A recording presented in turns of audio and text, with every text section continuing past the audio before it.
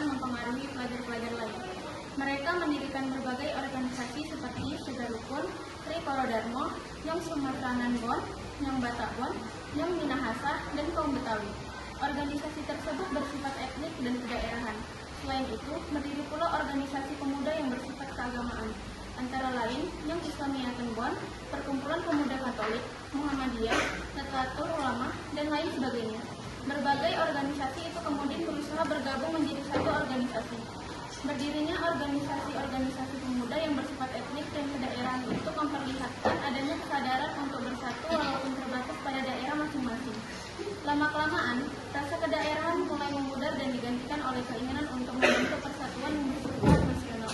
Hal itu terjadi berkat adanya kontak pribadi antar pemuda yang berasal dari daerah yang berlainan, tetapi belajar di lembaga pendidikan yang sama, atau tinggal di pemondokan yang sama. Dari kontak-kontak pribadi itu timbullah saling pengertian. Pemuda dari daerah yang satu mulai memahami aspirasi pemuda dari daerah yang lain.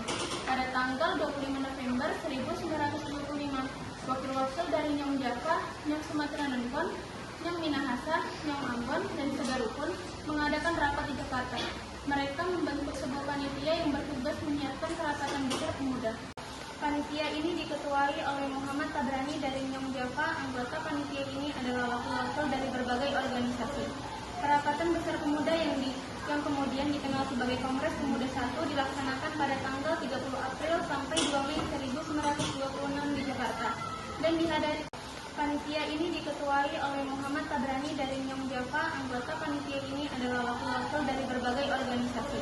Kerapatan besar pemuda yang kemudian dikenal sebagai Kongres Pemuda I dilaksanakan pada tanggal 30 April sampai 2 Mei 1926 di Jakarta dan panitia ini diketuai oleh Muhammad Tabrani dari Nyong Java. Anggota panitia ini adalah wakil-wakil dari berbagai organisasi. Kerapatan besar pemuda yang kemudian dikenal sebagai Kongres Pemuda I dilaksanakan pada tanggal 30 April sampai 2 Mei 1926 di Jakarta dan dihadiri oleh wakil-wakil berbagai organisasi pemuda. Kongres tersebut bertujuan untuk membentuk sebuah badan sentral dalam rangka memajukan paham persatuan dan kebangsaan serta mengutamakan hubungan di antara organisasi-organisasi pemuda kebangsaan di tempat Kongres Pemuda pertama. Assalamualaikum warahmatullahi wabarakatuh. Waalaikumsalam warahmatullahi wabarakatuh. Putra-putri Indonesia dan semua yang hadir di sini. Atas nama panitia Kongres pertama, saya ucapkan selamat datang kepada Anda semua.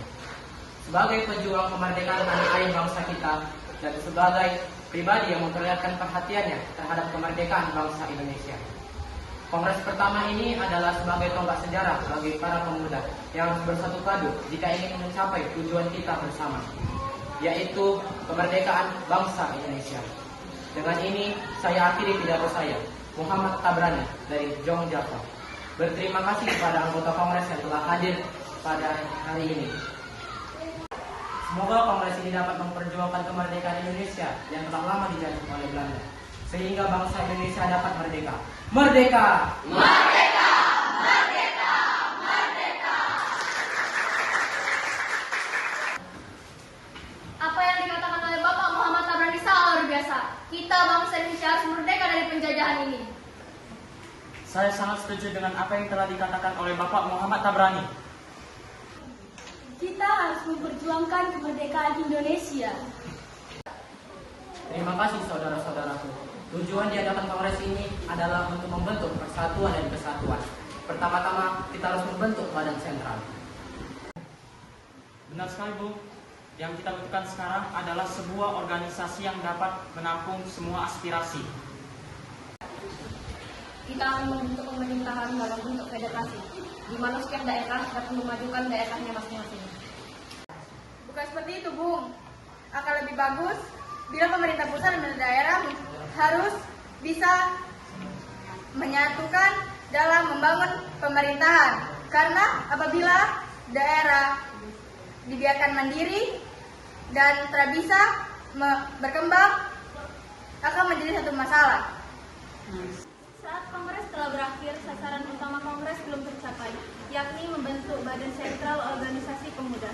Badan sentral tidak terbentuk karena terjadi perbedaan pendapat mengenai bentuk badan sentral tersebut. Sebagian besar peserta kongres menghendaki bentuk kursi, sebagian lagi menghendaki bentuk federasi. Walaupun demikian, usaha untuk membentuk wadah persatuan tetap dilanjutkan setelah kongres berakhir. Kongres Pemuda 1 menghasilkan keputusan-keputusan sebagai berikut. Menyiapkan Kongres Pemuda Indonesia 2 dan menyerukan persatuan berbagai organisasi pemuda dalam satu organisasi pemuda Indonesia. Seusai kongres pertama, para pemuda inti sedikit kecewa karena kongres pertama tidak menghasilkan kata sepakat untuk menggabungkan pemuda di seluruh tanah air. Hal ini dikarenakan setiap golongan masih mementingkan daerahnya sendiri, sehingga sangat sulit untuk mempersatukan mereka khususnya di dalam bahasa persatuan. Saudara-saudaraku, tampaknya dalam kesempatan kali ini kita belum menghasilkan suatu pun keputusan dalam kongres ini. Kita sudah menghasilkan sebuah keputusan, hanya saja belum diterima oleh anggota kelompok perkumpulan lainnya. Benar, yang kita butuhkan sekarang adalah anggota dari PPPI. Kalau begitu, kita harus menunggu berapa lama sampai mereka pulang? Waktu bukanlah halangan buat kita. Yang penting sekarang adalah tujuan untuk kemerdekaan bangsa Indonesia. Saya yakin semua bisa terlaksana. Tapi tentunya aspek bahasa itu sangat penting. Karena tidak mungkin kita meninggalkan aspek bahasa pada saat ini. Benar sekali, Bung. Padahal saya yakin bahasa Melayu adalah bahasa yang cocok untuk dijadikan bahasa persatuan. Sudahlah, jangan berpikir seperti itu. Jika tujuan kita ingin tercapai, Indonesia harus bersatu dalam segala aspek.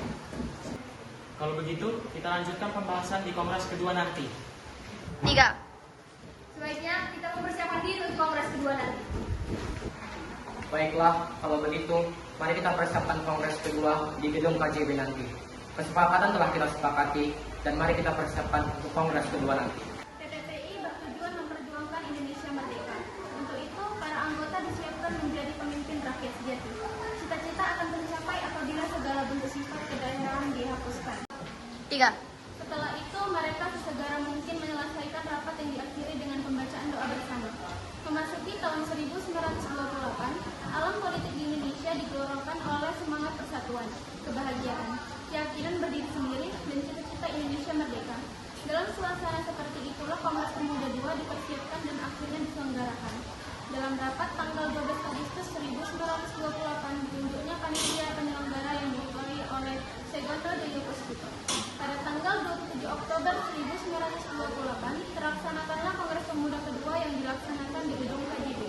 Pada waktu itu, suasana sangat kondusif. Dihadiri peserta yang sangat antusias dengan acara itu. Segundo de Yokosuka selalu perwakilan dari PPPI, sekaligus ketua Kongres Pemuda kali ini membuka acara disambut dengan meriah. 2, 3. Selamat pagi, Assalamualaikum warahmatullahi wabarakatuh.